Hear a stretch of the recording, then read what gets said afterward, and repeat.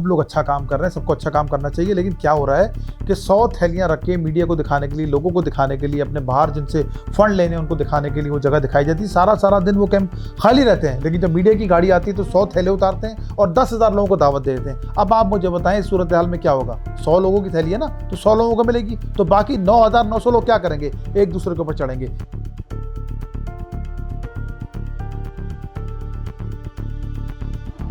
अब इसका मरने का जिम्मेदार कौन है? अब्बासी में लाशें आई हैं, ठीक है, ईदी में लाशें पड़ी हुई हैं, ठीक है, जाके देखो तो सही, वो जो मालिक है जिसने बंटवाया, जाके देखे इस शहर में कौन गया है अस्पतालों में।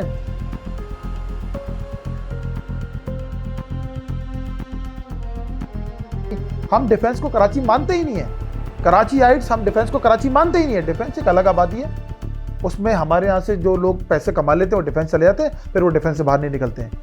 इसका जिम्मेदार वही शख्स है जिसने वहाँ पर वो भगदड़ लगाई है। महंगाई अपनी जगह मौजूद है, महंगाई हर दौर में आई है, 1947 से लेकर आज तक महंगाई ही हुई है। हमें करना क्या पड़ेगा? अपने आमदनी के जरिए बढ़ाने पड़ेंगे, ठीक है। हुकूमत एक हद तक तमाम चीज़ों को कंट्रोल कर सकती है, लेकिन ये जो मॉब्स हैं, ये जो आप लगा रहे हैं कि जी मैं पैसे आज बांटने वाला हूँ, अब किसी को पता भी नहीं होगा कितने पैसे बंटने वाले हैं। वो 1,000-2,000 रुपये के लिए आपने भगदड़ मचवा के लोग मरवा दिए। इसी तरह आपने 10 रुपये की सब्जी फ्रूट थैली के लिए आप लोगों को भगदड़ मचवा दी। खुदा ना खास्ता वहाँ कोई लोग मर जाते और खुदा ना खास्ता कोई ऐसा इंसिडेंट हो जाता। ऐसे हरकतें ना करें, आप एक ऑर्गेनाइज तरीके से काम करें। बहुत सारी ऑर्गेनाइजेशंस काम कर रही हैं, बहुत अच्छी है, 10 ऑर्गेनाइजेशन से, किसी का नाम ही नहीं लेते हम, उनके थ्रू रब्ता कर लें, पूछ लें किस तरीके से काम करना चाहिए, इस शहर को किस तरीके से मुनज़्ज़म करना चाहिए। फिर दूसरी तरफ आ जाएं, महंगाई तो रुक ही नहीं रही और ना आगे रुकती हुई नज़र आ रही है। हमें उसके लिए असबाब पैदा करने पड़ेंगे, किस तरह हम इससे लड़ना है। पाकिस्तान में आने वाला वक्त बहुत मुझे डेंजरस नज़र आ रहा है। मुझे 2 महीने बाद पाकिस्तान में बिजली का बहरान नज़र आ रहा है। मुझे 2 महीने बाद पाकिस्तान में शॉर्टफॉल नज़र आ रहा है हमारे रिजर्व्स का। अल्लाह पाक पाकिस्तान की हिफाज़त फरमाए, हमारे लोगों की हिफाज़त फरमाए। इस रमज़ान के महीने में हम सब दुआ करते हैं कि पाकिस्तान की, हमारे लोगों की अल्लाह पाक हिफाज़त फरमाए। लेकिन हालात आगे अच्छे नहीं हैं। लेकिन इस तरह की भगदड़ मचवा के, अनसर्टनिटी पैदा करके 10, 15, 20 लोग डेली मार के हम क्या मैसेज देना चाह रहे हैं दुनिया को हम क्या मैसेज देना चाह रहे हैं? हम एक ऑर्गेनाइज कौम है, तरीके से काम हो सकता था। देखिए वहाँ पर कोई ऐसी माफिया मुझे तो कोई उस वीडियो में नज़र नहीं आई। देखिए माफिया तो फिर और भी जगहों पे क्यों नहीं माफिया चला गया? और भी लोग तो सब चीज़ें करते हैं ना, बांटते हैं। आप तो एक छोटी मोटी सी चीज़ें लेके बैठे थे, आप कितने लोगों को बांट देते? मैं कहता हूँ चले आप 100 नहीं 200 थैलियाँ होंगी, 400 थैलियाँ होंगी। 400 लोगों को बांटने के लिए आपको हिट करेंगे? क्यों हिट करेंगे भाई? सिर्फ 400 रुपये लोगों को आप जो 10 रुपये का फ्रूट दे रहे हैं उसको हिट करने के लिए लोग क्यों आपको हिट करेंगे? आप ये गलत मैसेज दे रहे हैं कि डंडा बरदार फोर्स ने हमला कर दिया, तो वो डंडा बरदार फोर्स मुझे नज़र क्यों नहीं है आपकी वीडियो के अंदर? भाई लोग तो भगदड़ मचाएंगे, लोग तो लेने आएंगे। मैं आईफोन, आज एक कीमती आईफोन है, मैं उसको बोलूँ जी मैं 1,000 रुपये का आईफोन देता हूँ, तो मुझे तो आप भी लड़ने के लिए आ जाएंगे, आप भी बोलेंगे मुझे भी दो। आप ब्लैक फ्राइडे की सेल्स में क्या होता है, डिफरेंट सेल्स में क्या होता है, भगदड़ मच जाती है। वो लोग भी ऑर्गेनाइज नहीं कर पाते जब इस तरह की चीज़ें फैलती हैं। आप रेटों पे बेचें, आप डिस्काउंटेड रेट पे बेचें, या आप एक ऑर्गेनाइज तरीके से माल को दे दें, या जितने लोग कम से कम वहाँ मौजूद है उतना माल तो लेकर आए।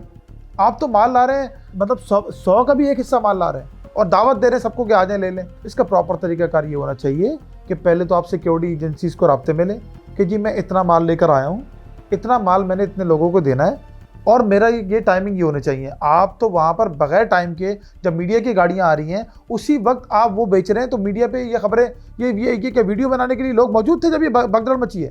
मतलब प्री प्लान्ड आपने भगदड़ मचवाई है। मतलब इसका मैसेज क्या है? उससे पहले की वीडियो दिखाएं, सारा दिन में आपको भगदड़ मची है। कब आप आके बैठे थे? आपने वो कैंप कब खोला? आपने वो कैंप उसी वक्त खोला जब मीडिया की गाड़ियाँ आई उनको दिखाने के लिए। तो इसका क्या मैसेज है? आपको कम से कम ज़्यादा सामान लेके बैठना चाहिए, सिक्योरिटी एजेंसीज को राब्ते में लेना चाहिए, एसएचओ को बताएं, वहाँ के जो भी सेक्टर कमांडर उसको बताएं जी हम लोग आज ये काम करने वाले हैं। आप डिस्ट्रिक्ट वालों को बताएं, जिस डिस्ट्रिक्ट में आप ये बैठे हुए, फर्ज करें आप सेंट्रल के अंदर काम कर रहे हैं, आप ईस्ट के अंदर काम कर रहे हैं, वहाँ के डीसीज को बताएं कि सर आज हम ये एक्टिविटी करने वाले हैं, तो they will guide you better. ये नहीं कि आप आएंगे और उठा के बैठ जाएंगे।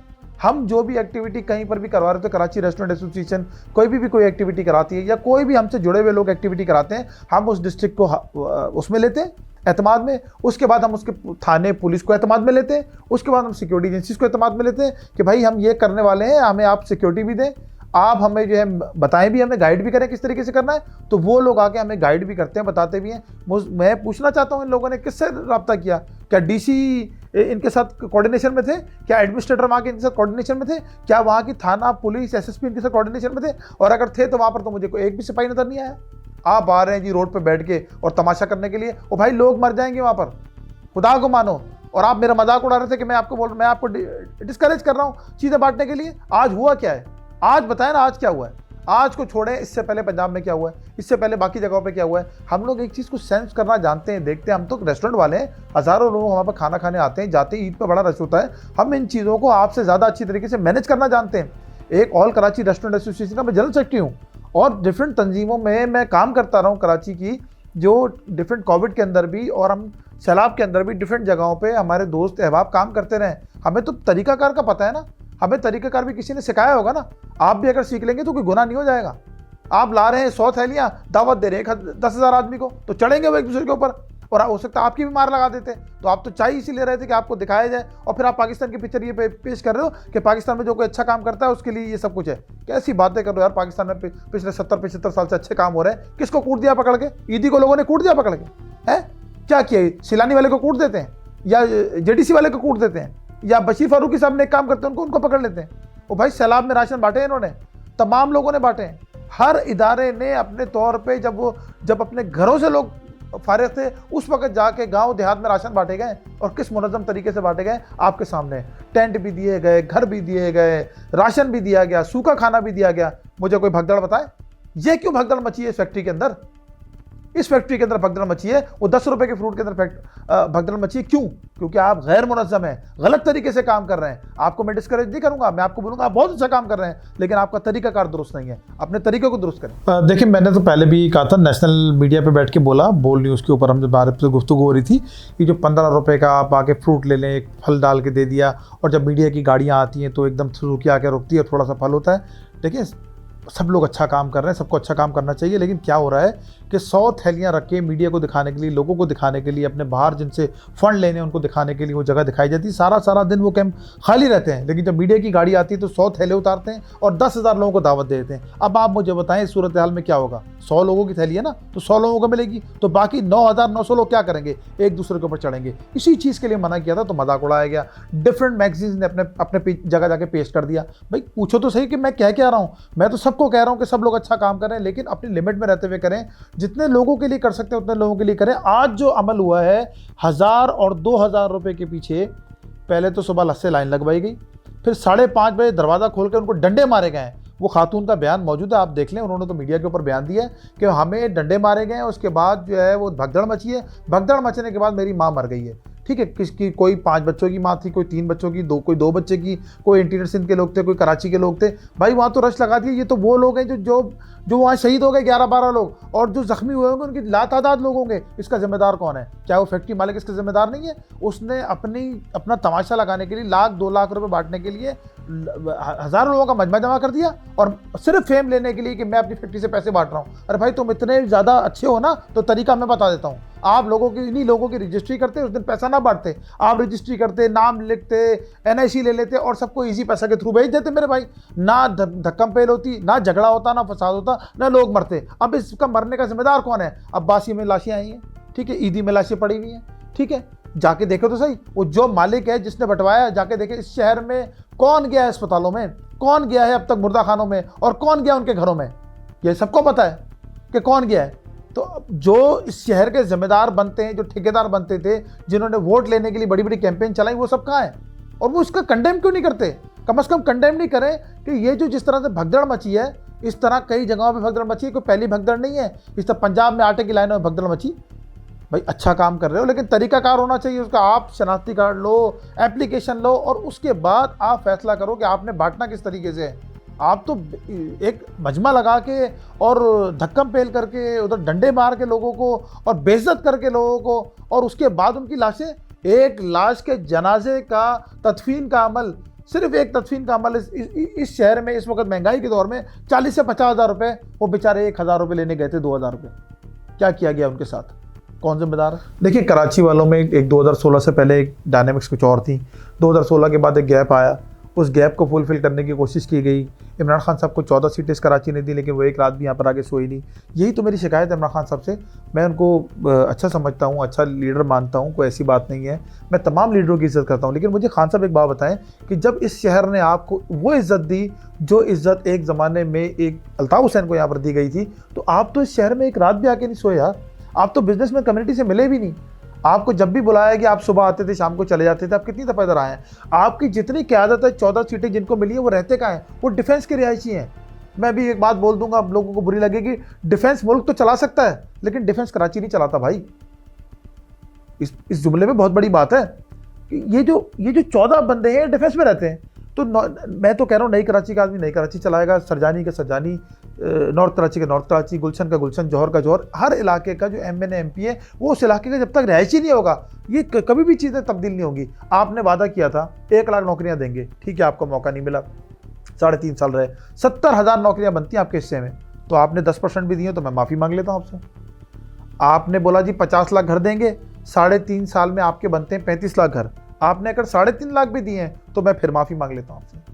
फिर और आगे चलते हैं। आपने हमसे वादा किया था कि कराची को मास ट्रांजिट देंगे। मास ट्रांजिट आप क्या देते यार? जो ग्रीन रूट मेट्रो का ऑलरेडी रेडी था, उस पर आप एक बस नहीं चला सके। आपके जाने से पहले चंद हफ्ते पहले एक बस चली है, वो भी हमें दिखाने के लिए। जब हमने आप पे एतराज़ात शुरू किया, आपने बोला जी एक बस चला दी, आपकी बड़ी मेहरबानी भाई। उसके बाद आपने डिसैलिनेशन प्लांट का वादा किया, नहीं दिया। आपने कहा कचरा घर घर से उठेगा, वो भी नहीं हो सका। आप इल्ज़ाम देते हैं सूबाई गवर्नमेंट को, सूबाई गवर्नमेंट इल्ज़ाम देती है लोकल गवर्नमेंट को। सिंध गवर्नमेंट से जब हम बात करते हैं, वो कहते हैं जी ना हमारा काउंसलर है, ना हमारा MP है, ना हमारा MN है, उसके बावजूद भी हम मेगा प्रोजेक्ट दे रहे हैं। जब वो लोग मेगा प्रोजेक्ट दे रहे हैं, मैंने तो देखा है ना आपके सामने, जौहर का ब्रिज और दूसरी चीज़ें, ये मेगा प्रोजेक्ट्स तो आए हैं ना। तो जिस तरह उन्होंने मेगा प्रोजेक्ट्स अपने फंड से दे दिए, आप भी सवाबदीदी फंड से कराची को बहुत कुछ दे सकते थे। आपने वादा किया 1100 अरब रुपए का, उसका हिसाब दें वो कहाँ पर है? आपने खुद ऐलान किया था। तो मैं आपसे बात कर रहा हूँ फैक्ट एंड फिगर्स पे, मैं जातियात पे तो बात ही नहीं कर रहा।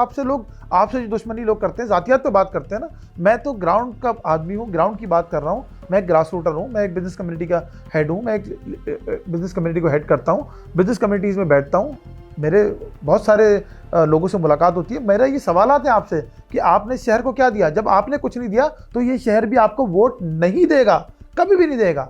क्यों नहीं देगा मेरे भाई? आपने लोकल बॉडीज़ में अपना हाल देख लिया, क्योंकि आप जो लोग नुमाइंदे खड़े कर रहे हैं वो कराची के हैं ही नहीं। हम डिफेंस को कराची मानते ही नहीं है। कराची आइट्स हम डिफेंस को कराची मानते ही नहीं है। डिफेंस एक अलग आबादी है, उसमें हमारे यहाँ से जो लोग पैसे कमा लेते हैं वो डिफेंस चले जाते हैं, फिर वो डिफेंस से बाहर नहीं निकलते हैं। हमें यहाँ अगर आप ग्राउंड लेवल पे लोग दे देते तो आज हमारी तकदीर कुछ और होती। हम भी हिस्सा बन जाते, हमारे बच्चों को भी नौकरियाँ मिल जाती, हमारे बच्चों को भी सब कुछ हो जाता। जब आप देख रहे थे आपने इतनी नौकरियाँ कर दी हैं, तो कराची वालों को कितनी नौकरियाँ दी आपने? आपके MNAs MPs क्या करते रहे? सबका कच्चा चिट्ठा आवाम के पास है। आप चले जाएँ, पूछ लें। 2-4 का नाम तो मैं खुर्रम शेर जमान साहब को बता चुका हूँ कि भाई वो ये करते रहें, तो खुर्रम शेर जमान साहब जवाब दे दें। मैं नाम तो नहीं लूँगा उनका, लेकिन अब आप वो खुद जानते हैं बेहतर कि उनके लोग क्या करते रहे। आपने हर सरमायादार को टिकट दिया। आप देख लें, इनके जितने लोग निकालें वो सारे सरमायादार हैं। एक भी ग्रास रूटर को टिकट दिया इन्होंने, और एक भी कराची आइट को टिकट दिया?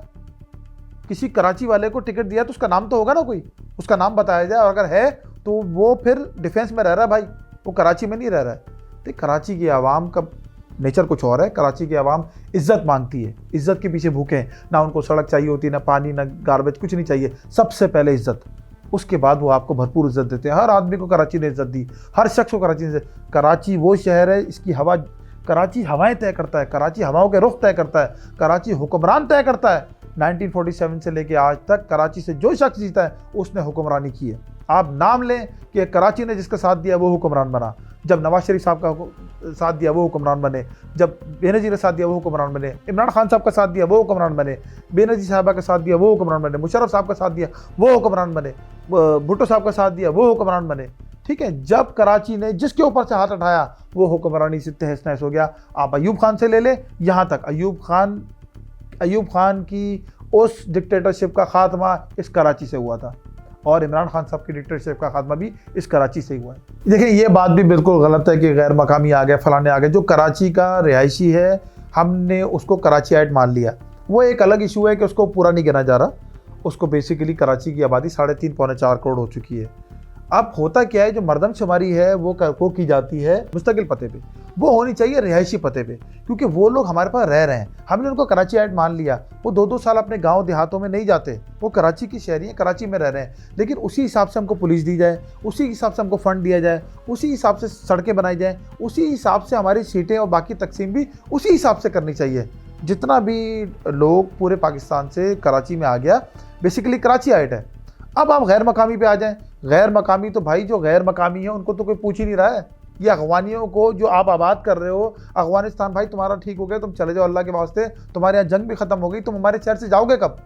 ये अगवानी मिक्स हो जाते हैं, इनसे पठान भी परेशान है, ऐसी बात नहीं है, इनसे हमारे जो मकामी लोग हैं वही परेशान है कि ये हमसे मिक्स हो जाते हैं, और मिक्स होने के बाद इनके शनाख्ती कार्ड बन जाते हैं, इनके बच्चे आपकी गलियों में कचरा चुन रहे हैं, इनके बच्चे आपकी गलियों में शीशे तोड़ रहे हैं। ये गरीब नहीं है, इनको मैं नौकरी देता हूँ, अबानी को बोलो मैं 15-20 हज़ार 25 हज़ार की नौकरी देता हूँ, कभी भी नहीं करेगा, क्योंकि उसको कचरा चुनने में और दूसरी चीज़ों में फ़ायदा है, उसको गाड़ी के शीशे तोड़ने में फ़ायदा है, उसको आपके टेप निकालने में फ़ायदा है, उसको स्ट्रीट क्राइम में फ़ायदा है, उसको नशा बेचने में फ़ायदा है। आप देख लो जितने शहर में नशा बिक रहा है, सारी चीज़ें हो रही है, कहीं ना कहीं ये लोग इन्वॉल्व हैं, कहीं ना कहीं ये लोग इन्वॉल्व हैं।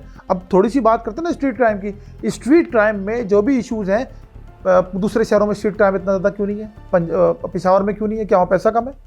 कोयटा में क्यों नहीं, वहाँ क्या पैसा कम है? नहीं। आप देखें यूएसए जैसे कंट्री के अंदर आपको लाइसेंस की ज़रूरत नहीं है, आप वेपन कैरी कर सकते हैं। मैं तो अपने आईजी साहब से दरख्वास्त करूँगा कि सर जो लोग टैक्स पेयर हैं, जनरल सेल टैक्स पे करते हैं, सेल टैक्स पे करते हैं, FBI रजिस्टर्ड हैं, उनको कम से कम लाइसेंस लेने की इजाज़त दी जाए। वो लाइसेंस वेपन अपने पास रखें, बल्कि अपनी दुकान पे के बाहर भी लिखें, अपने कारोबार के बाहर लिखें, अपने घर के बाहर लिखें कि वेपन इनसाइड, और ये भी लिखें कि कैमरे की आंख आपको दिख रही है, कैमरे को आम कर दें, क्योंकि देखें अल्लाह से लोग डर नहीं रहे, अल्लाह पाक से लोग डरते नहीं है, कैमरे की आंख से डर रहे हैं। वो हेलमेट पहन के और टोपी पहन के भी इसीलिए ही वारदातें कर रहे हैं कि कैमरे की आंख में ना आए। तो कैमरे को आम करें, अच्छे कैमरे लगाएं, क्योंकि आजकल कैमरे सस्ते हैं, आप क्या लग जाएंगे, उसको आई क्लाउड कर दें, कुछ भी कर दें, आपको पता है सारी टेक्नोलॉजीज।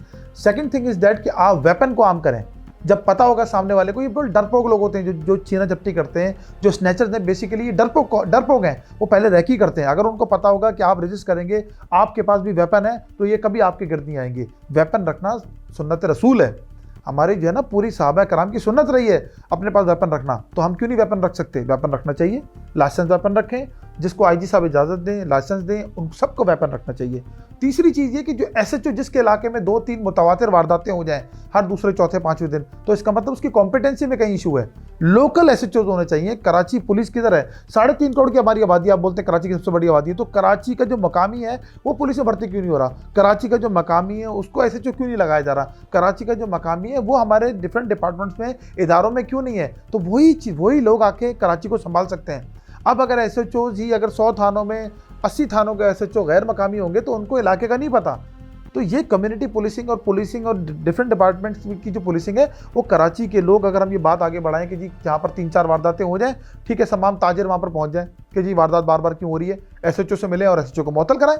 इसमें कौन सी बात है यार, मुअत्तल नहीं कराएं, वो कहीं और पोस्टिंग कर दें उसकी, ठीक है, उसको मुअत्तल नहीं करें, लेकिन आप दूसरा SHO लगाएं वहाँ पर। ये बात हमें आम करनी पड़ेगी। ये स्ट्रीट क्राइम 15 से 20 दिन में आराम से थम जाएगा। जो लोग स्ट्रीट क्राइम करते हैं वो 6-6, 8-8 दफ़ा गिरफ्तार हुए होते हैं, तो इनको पता होता है कि क्यों गिरफ्तार हुए, क्यों, ठीक है। हमारे यहाँ मुद्दई का प्रोसेस स्लो है, अदालत का प्रोसेस है, एक चीज़ है, उसको उसमें हम नहीं पढ़ते। हम ये कह रहे हैं जो एक दफ़ा गिरफ्तार हो गया, आपको पता चल गया इसने कोई वारदात की है कभी भी, वो ई-टैगिंग के जरिए आप उसको काबू करें। आप उस पर टैग लगाएं, ई-टैगिंग करें, जैसे वो काटे आप उसको फॉलो करें कि किधर गया ये। दुनिया में ये काम होता है, ई-टैगिंग कोई भी मुश्किल काम नहीं है, उसको ट्रैक करें। ये बेसिकली ई-टैगिंग एक ट्रैकर है और उसको ये मॉनिटर कर रहे होंगे सिस्टम पे बैठ के, तो 80% जराइम तो वैसे ही खत्म हो जाएंगे। भाई नया आदमी कोई मुजरिम नहीं बनता, मेरा कोई गरीब आदमी जो है वो मुजरिम नहीं बनता। मुजरिम वही बनता है जो 1 दफ़ा 2 दफ़ा 5 दफ़ा वारदातें करके जेल की हवा खा कर आ चुका होता है, क्योंकि हमारे यहाँ जेल भी यूनिवर्सिटियाँ हैं क्राइम पैदा करने की, रिहेबिलिटेशन सेंटर नहीं है। हमें क्राइम को कैटेगराइज करना पड़ेगा, ABCDE। जो एक्स्ट्राऑर्डिनरी क्राइम्स है उनके लिए अलग काम होगा, जो बिल्कुल नॉमिनल सी चीज़ें उनको रिहेबिलिटेशन सेंटर में डाल के और उसको माशरे का हिस्सा बनाएं। लेकिन हम कर क्या रहे हैं? हम तो इसको सब चीज़ों को बिल्कुल सिस्टम को रूल आउट कर रहे हैं। और कराची के लिए तो आप देख ही लेना कि हमारे पैसों से, मेरे पैसों से मेरे दूसरे शहर बन गए, लेकिन कराची नहीं बनता। उसकी वजह कौन है? आपकी प्रायोरिटी क्या है? 50 लाख की जो आबादी है उसको मेट्रो मिल जाती है जो 1 करोड़ की आबादी उसको मेट्रो मिल जाती है, लेकिन जो 3.5 करोड़ की आबादी है ना उसको मेट्रो मिलती है, ना ऑरेंज ट्रेन मिलती है, ना कोई मास ट्रांजिट मिलता है। क्यों भाई? दुबई के अंदर तो आप ये देखें इतनी तरक्की हो रही है, उन्होंने अपने खारे पानी को, अपने समंदर के पानी को काबिल इस्तेमाल बना लिया। हमारे पास तो 650 किलोमीटर की बेल्ट हम इस्तेमाल के काबिल नहीं बना रहे, उसके ऊपर हमारा मीठा पानी भी आ रहा है। अब आप गर्मियों में देखिएगा आपको टैंकर से पानी मिल जाएगा। हमारे इतना माफिया, इतने माफिया, आपकी सोच है। टैंकर एक माफिया है, मनशियात एक माफिया है, गदागिरी एक माफिया है, ये फ्रूट का माफिया आपने देख लिया। अभी ये जो दूसरे डिफरेंट किस्म के माफियाज हैं, एक बात बताते चले, आपका मोबाइल चोरी होता है किधर मिलता है पता है आपको? अफगानिस्तान। किधर मिलता है आपको? ईरान में। किधर मिलता है? किसी दूसरी कंट्री में। तो भाई उड़ के तो नहीं जा रहा, कोई परिंदा तो लेके नहीं जा रहा होगा। चोरी करने वाला अलग डिपार्टमेंट है, उसको यहाँ से बाहर भेजने वाला अलग डिपार्टमेंट है। इतनी खुल के आप बातें करेंगे, फिर आपके साथ क्या होगा वो देखें आप क्या होता है।